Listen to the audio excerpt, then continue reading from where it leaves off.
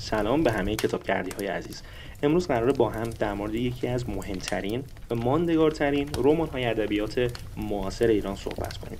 کتابی که مثل یک زخم کهنه هنوز تازه و تاثیرگذار باقی مونده. سمفونی مردگان نوشته عباس معروفی. سمفونی مردگان برای اولین بار در سال 1368 منتشر شد و خیلی زود تبدیل به اثری شاخص در ادبیات ایران شد.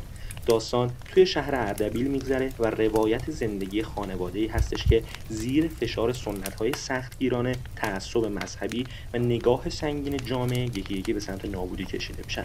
قهرمان اصلی داستان آیدین جوانی شاعر و روشنفکره که میخواد آزاد زندگی کنه، شعر بگه و به دنبال حقیقت بره، اما پدر سختگیر و برادرش اورهان نماینده همون تعصب و خشونتی هست که نمیذاره آیدین راه خودش رو بره.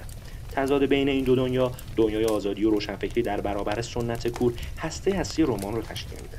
عباس معروفی در این کتاب با زبانی شاعرانه و روایتی چند صدایی فضای خفقان و سرکوب رو به خوبی نشون میده. حتی ساختار رمان هم مثل یک سمفونی طراحی شده. بخش‌ها با ریتم‌ها و لحن‌های متفاوتی روایت میشن.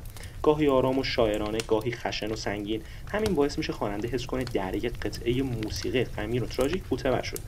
یکی از ویژگی‌های مهم سمفونی مردگان اینه که خیلی خوب نشون میده چطور جامعه و سنت‌های پوسیده میتونن فردیت انسان رو له کنن. آیدین فقط یک شخصیت داستانی نبود، اون نماد نسل‌های زیادی از جوانانیه که آرزوهای بزرگ داشتن اما زیر فشار خانواده و جامعه شکستن. از نظر نقد ادبی خیلی‌ها این رمان رو با آثار داستایوفسکی یا حتی کافکا مقایسه می‌کنن.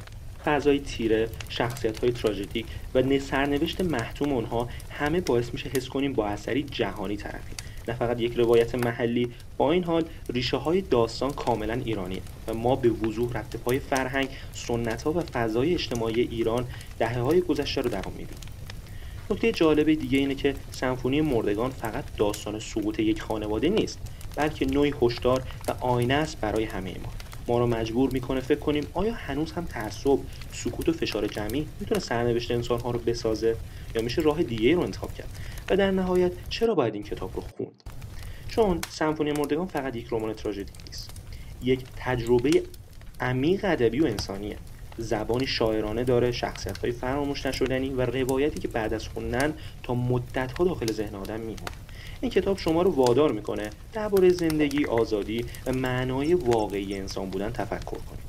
اگر دنبال یک کتاب متفاوت هستید که هم شما رو تکون بده و هم به فکر فرو ببره، سمفونی مردگان یکی از بهترین انتخاب هاست. ممنون که تا اینجا با من همراه بودید. امیدوارم این معرفی باعث بشه شما هم سراغ این کتاب ارزشمند برید و تجربه شخصی خودتون رو از خوندنش داشته باشید.